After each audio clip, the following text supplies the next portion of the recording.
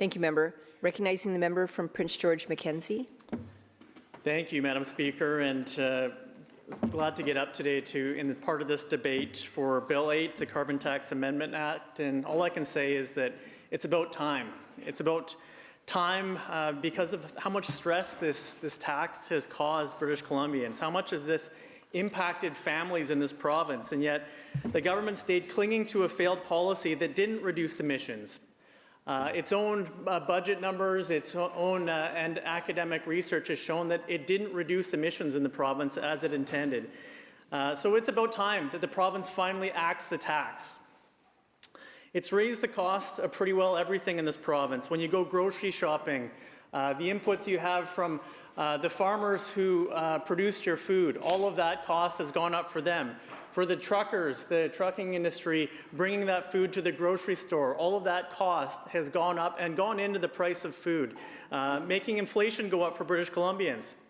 It's increased the cost of our homes, the inputs into our building supplies, our contractors who are having to fuel their trucks to get to and from work to the job site. It's increased the cost of doing business. For my own family business, Madam Speaker, we have a appliance and electronics repair shop in Kamloops called Giddens Services that my family celebrated 111 years this year being in business. But when someone is going to, one of our technicians is going to your house to fix your dishwasher, that fuel price is actually embedded in the cost of fixing your dishwasher or your washing machine, Madam Speaker. So that's increasing the cost of everything in this province. This is a policy that has divided British Columbians.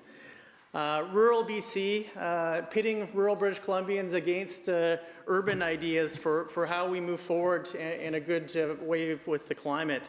And this is a question of fairness. In northern British Columbia, when it's minus 25 out, we have no choice but to use natural gas to heat our homes and to keep us safe in the wintertime.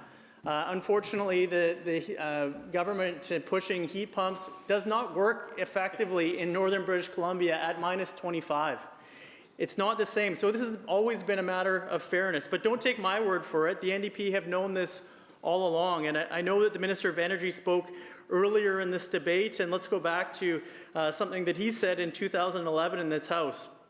And I quote, "They brought in additional taxes on carbon, and they have made middle-class people pay and pay and pay at a time when they're finding it more and more difficult to afford to live in our province." That's from October of 2011, Madam Speaker. So the NDP have known that this and failed for nearly 8 years to axe the tax. So finally we're at this day when we can look at this, Madam Speaker, and I'm happy that we finally get this bill before us. The federal government, of course, has been aligned for months on this. We've known since January that all of the federal Liberal leadership contenders that were in line to be Prime Minister all said that they were ready to remove the federal carbon price, and yet the government didn't act. And then since then, obviously, the new Prime Minister made his announcement, and still we've waited till the 11th hour to make this, have this debate and have this conversation, Madam Speaker. And of course, the NDP are doing this begrudgingly. Just noting that the Minister of Housing is in the chambers right now, and I want to point to something that he said about the carbon tax, and I quote, "Obviously, the carbon tax is one of the best things British Columbia has ever led." Just a reminder that we don't refer to who's present in the House or not. I'll withdraw that, Madam Speaker, and I'll repeat the quote, though. "Obviously, the carbon tax is one of the best things British Columbia has led." That was the Minister of Housing in May of 2024. And yet, as I mentioned, the carbon tax has only increased the cost of housing in this province.